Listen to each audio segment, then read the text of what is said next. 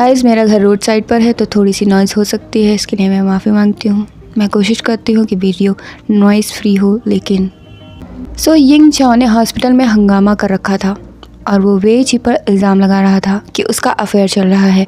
तभी उसकी माँ वहाँ आई और उन्होंने बेबी के होते हुए भी किसी और के करीब होने के लिए उस पर इल्ज़ाम लगाना शुरू कर दिया। वे जी ने बताया कि वो प्रेग्नेंट नहीं है, जिसके बाद अम्मा को चक्कर आ गया। यिंग चाओ ज़्यादा ही गुस्से में था। वे जी ने बताया कि वो सब जानती है कि वो न्यू पैलेस में क्या कर रहा था, जिसके बाद उसने वे जी का गला दबा दिया। वे जी अब उसके साथ नहीं रहना चाहती थी।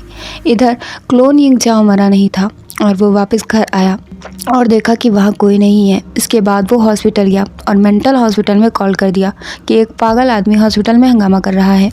इसके बाद यिंग चाओ को सब पकड़ कर ले गए, लेकिन यिंग चाओ बिल्कुल भी शर्मिंदा नहीं था।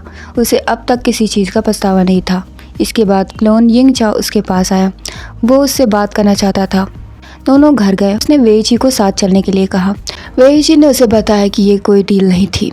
वो अभी भी यिंग चाओ को डिवोर्स नहीं देगी क्योंकि उसे अभी कोई पछतावा नहीं है।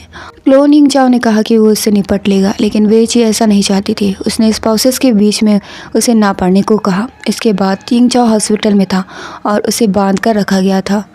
वो छटपटा रहा था और उसे इंजेक्शंस दिए जा रहे थे। उसकी माँ बाहर छटपटा रही थी। वो चाहती थी कि उसे दोबारा एग्जामिन किया जाए, लेकिन उसकी लीगल गार्डियन वेई जी थी। वेई जी उससे मिलने आई और उसे डराने की कोशिश करने लगी। यिंग चाओ को लग रहा था कि वो क्लोन के प्यार में पड़ गई है। वो वैसे भी इस दुनिया का नहीं था, इसलिए कभी भी गायब हो सकता था। वेई जी को दोनों ही सेम लगते हैं। भले ही वो दो बॉडी थे, लेकिन इंसान एक ही थे।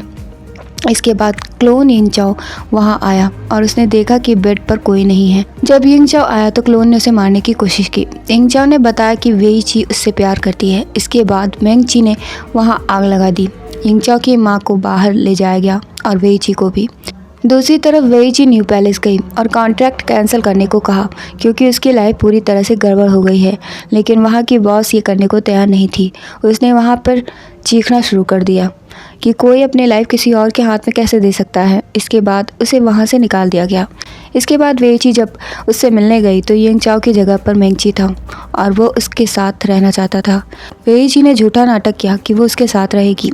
इसके बाद वेई जी ऐश लेकर घर आई और उसकी सास को बताया कि उसका बेटा मर गया है। उसकी माँ ज़ोर ज़ोर से रोने लगी। वेई जी उसके लिए मेमोरियल रखना चाहती थी ताकि उसे फाइनल गुड बाय बोला जा सके। उसने अपने फ्रेंड को मैसेज किया और फ्यूनरल के लिए बुलाया।